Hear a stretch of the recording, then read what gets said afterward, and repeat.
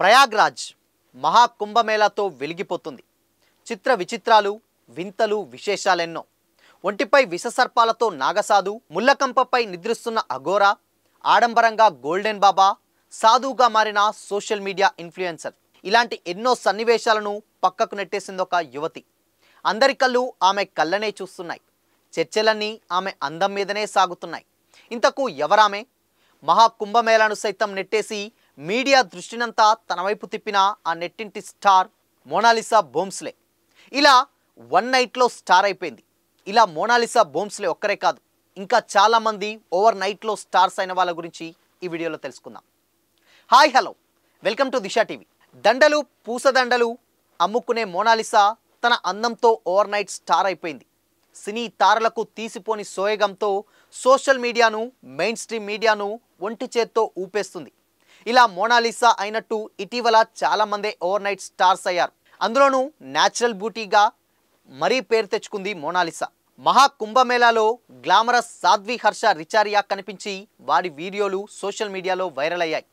తర్వాత వాళ్ళందరినీ పక్కకు నెట్టేసి కుంభమేళా కవరేజ్నంతా తన వైపు తిప్పేసింది మోనాలిసా. నేషనల్ మీడియా ఆ అమ్మాయి ఇంటర్వ్యూ కోసం పోటీలు పడుతుంది. కాటుకు దిద్దిన తేనె కళ్ళు, డిస్కీ స్కిన్, సింపుల్ హెయిర్ స్టైల్, అందమైన చిరునవ్వు, అద్భుతమైన ముఖార విందం. మొత్తానికి ఆమె ఒక న్యాచురల్ బ్యూటీ.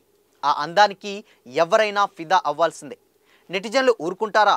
గోదావరి గట్టు మీద రామశిలకవే, రాత్రి చీకట్లో ఈ నగరం నిద్రవుతుంది, నా నిద్రను దోచేసే రూపం నీదైంది, ఎంతందంగా ఉన్నావే ఎవరే నువ్వు, నాలో అలజడి రేపింది నీ చిరునవ్వు అంటూ సౌందర్యం అమ్మ ఊరు, తారలెన్ని ఉన్నా ఈ తలుకే నిజమంటూ పాటల ద్వారా ఊదరగొడుతున్నారు. మోనాలిసాకు పెట్టిన ముద్దు పేరు బ్రౌన్ బ్యూటీ.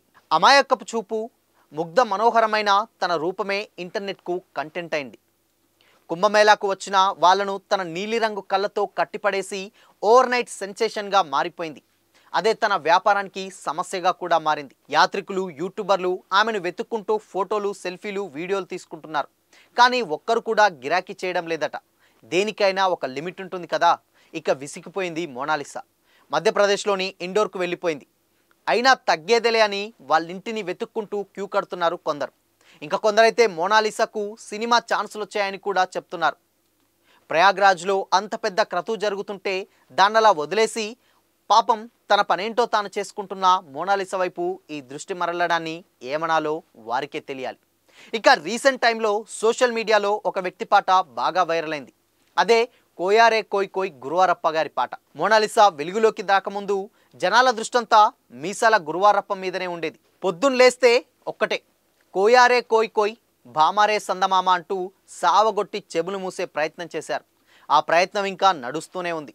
యూట్యూబర్స్ అయితే ఇంటర్వ్యూల కోసం క్యూ కట్టారు కూడా. 2024 డిసెంబర్ 31 సందర్భంగా ఈ పాట వైరల్ అయింది. అదెప్పుడో 2 ఏళ్ల కిందట పాడింది అయినా దాన్నెవరో నెట్టింట్లో ట్రోల్ చేశారు. దెబ్బకు అది వైరల్ అయి ఇయర్ ఎండ్ వేడుకలకు కోయారే కోయ్ కోయ్ డీజే సప్పులతో ముగిశాయి. భద్రాచలంలోని కోయ తెగకు చెందిన పాస్టరే ఈ మీసాల గురువారప్ప. మూఢనమ్మకాలతో ప్రపంచానికి దూరంగా బతుకుతున్న కోయ తెగ ప్రజలకు చైతన్యపరిచేందుకు తనదైన చమత్కారంతో పాటలు పాడుతుంటారు గురువారప్ప. ఆ చమత్కారమే ఆయన్ను ఓవర్ నైట్ సెలబ్రిటీని చేసింది.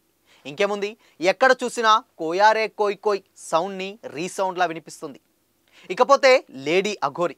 సికింద్రాబాద్ ముత్యాలమ్మ గుడిలో అమ్మవారి విగ్రహం ధ్వంసం చేసిన సంగతి అందరికీ తెలిసిందే.